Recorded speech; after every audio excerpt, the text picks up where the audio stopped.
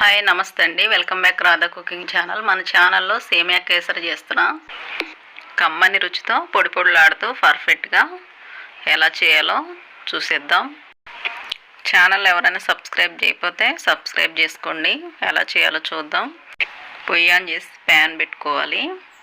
Half cup నెయ్యి తీసుకున్నా, కొంచెం వేసి జీడిపప్పు ఫ్రై చేసుకోవాలి. 2 స్పూన్లు ఉంటాయి. 1 స్పూను కిస్మిస్, జీడిపప్పు కొంచెం ఫ్రై అయిన తర్వాత వేసుకోవాలి. కిస్మిస్ తొందరగానే ఫ్రై అవుతాయి కాబట్టి. ఈ కలర్ వచ్చిన తర్వాత తీసేసుకోవాలి. సేమియాలు 1 కప్పు తీసుకున్నా.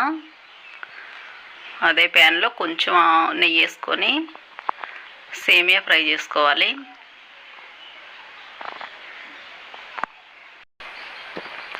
మంట సిమ్లో పెట్టుకొని దూరగా ఫ్రై చేసుకోవాలి. ఈ కలర్ రావాలి. ఇప్పుడు తీసేసుకుంటామే. తీసి పక్కన పెట్టుకోవాలి. ఇదే ప్యాన్లో వాటర్ వేసుకోవాలి సేమియా ఉడికించుకోవటానికి. సేమియా కప్పు తీసుకున్నాం కాబట్టి 2 కప్పులున్నర పోసుకోవాలి వాటరు. 2 కప్పులు హాఫ్ కప్పు వేసుకుంటున్నా, సరిపోతాయి కరెక్ట్గా సేమియా ఉడకటానికి. వాటర్ మరిగిన తర్వాత ఫ్రై చేసి పెట్టుకున్న సేమియా వేసుకోవాలి. వేసుకొని ఒక 2 నిమిషాలు ఉంచామంటే ఉడికిపోద్ది.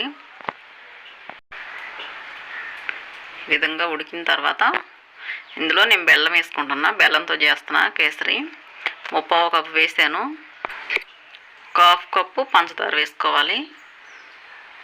ఈ విధంగా 2 వేసి చేసుకుంటే టేస్ట్ అయితే చాలా బాగుంటుంది. ఇదంతా కరిగి దగ్గర పడేంత వరకు ఉంచుకోవాలి.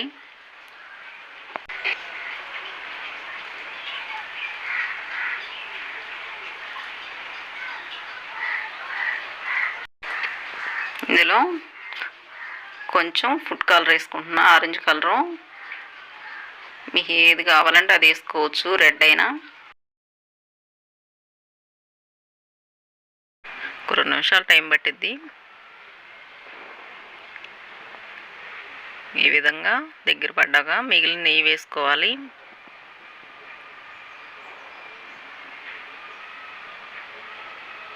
ఒకసారి కలుపుకొని ఇందులో జీడిపప్పు ఫ్రై చేసి పెట్టాం కదా, అవి వేసుకోవాలి. సగం వేసుకోవాలి. ఇందులో కొంచెం ఎలాచీ పొడి వేసుకోండి.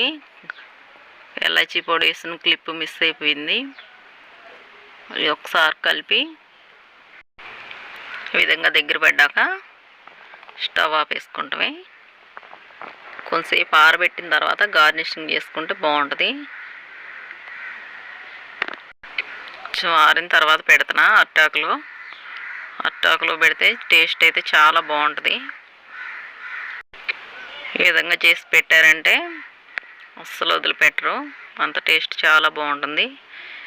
ట్రై చేసి చూడండి. వీడియో నచ్చితే లైక్ చేయండి.